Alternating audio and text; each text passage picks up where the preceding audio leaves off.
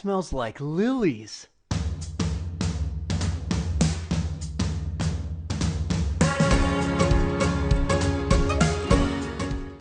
By the time we're done here, we will examine the common methods used to connect to and manage Cisco network devices. So here you are. You got your first device off of eBay or Amazon or wherever you got it from. You pull it out of the box and you're like, this is awesome. It's heavy and it has ports. So now what? And that's the right question to ask, because otherwise you're just holding a big hunk of metal in your hands, because it doesn't matter whether you got a Cisco 2921, 2600, 25, like whatever router, whatever switch you've got, they all have one thing in common. That is, they all have a console connection. Your first connection to the device.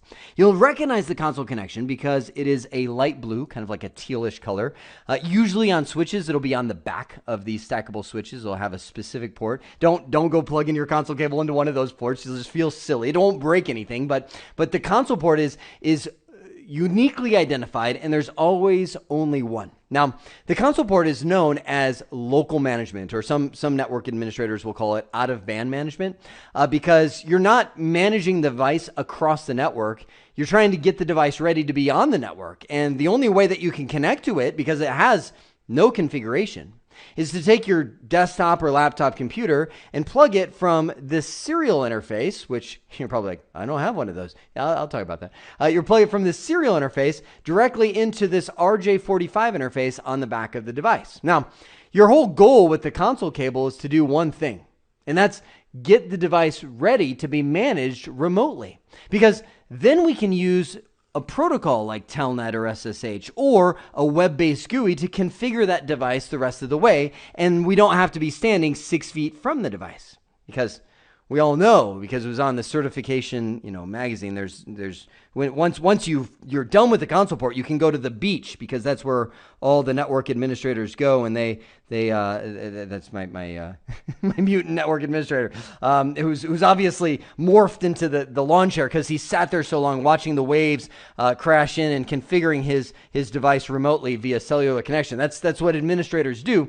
With Telnet or SSH or a graphic method of administration. Now, there's a thing, I don't know what to call it, a politic, a paradigm, a thing between people that prefer command line and graphic administration. The answer is both are relevant. Command line will give you more power, and that's indisputable. With a command line interface, you can get exactly the information you want, because you can type exact variables on that command or configure and tune the specific parameters that you just can't do with the GUI, because if you could, the GUI would be so complex and there'd be so many checkboxes and buttons, nobody would want to use it. A GUI is designed for ease. It's easy to log in and type in the IP address you want and hit submit, and it just kind of does it for you by submitting behind the scenes the 8 commands that would actually accomplish that. That being said, Cisco has not been known as a graphic or GUI-based company. They are phenomenal at building command line interfaces, so that's going to be what we learn.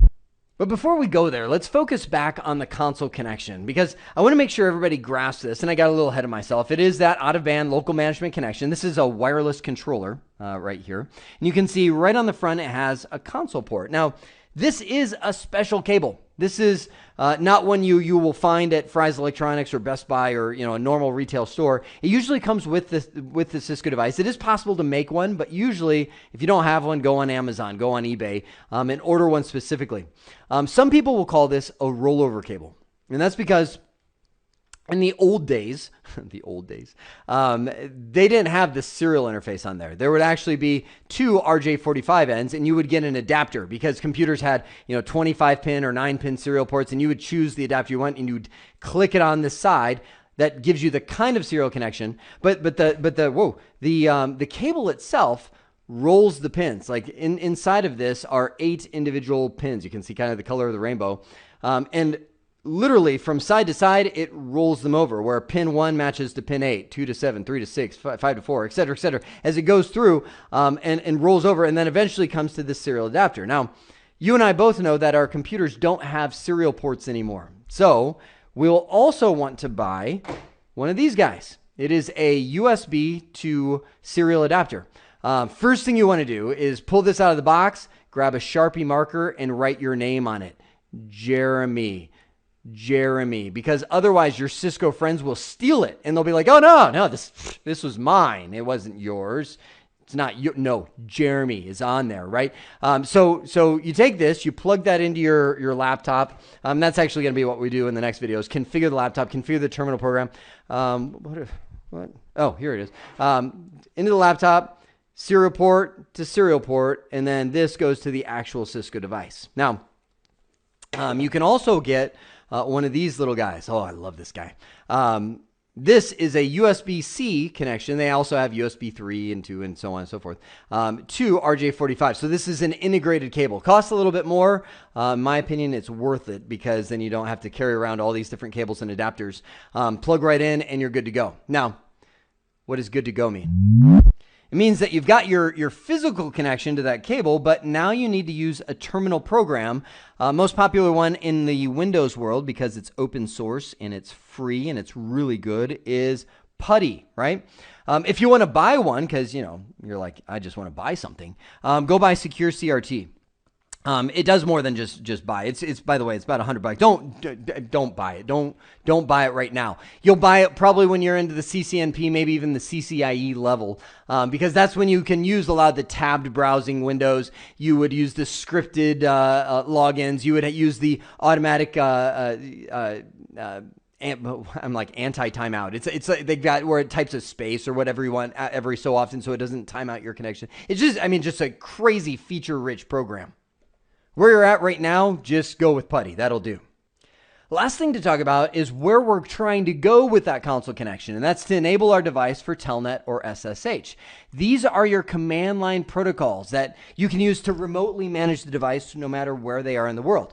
Telnet is famous because it was the first protocol that was used on the original internet back in 1969. People were telnetting around because that was an era when we didn't really have to worry about security. We had obscurity because there was nobody really using the internet back then.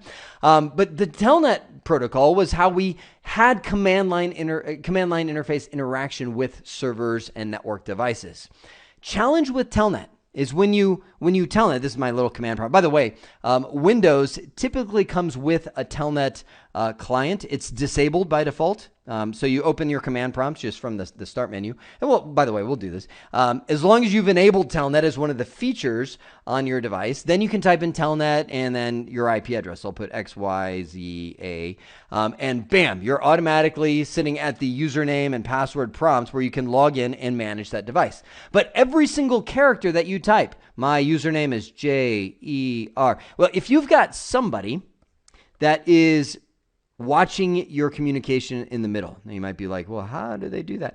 It's called a man-in-the-middle attack. It's when you get into security, all that kind of stuff. We'll talk more about that. But if they're intercepting what you're typing, which is a very real possibility, they could actually get that information and then use it because it's all clear text. Whereas SSH, Secure Socket Shell, provides stronger authentication options than Telnet, which is clear text, and encryption options to where even if somebody was watching everything you're typing, it's just mush because everything's encrypted between those two devices.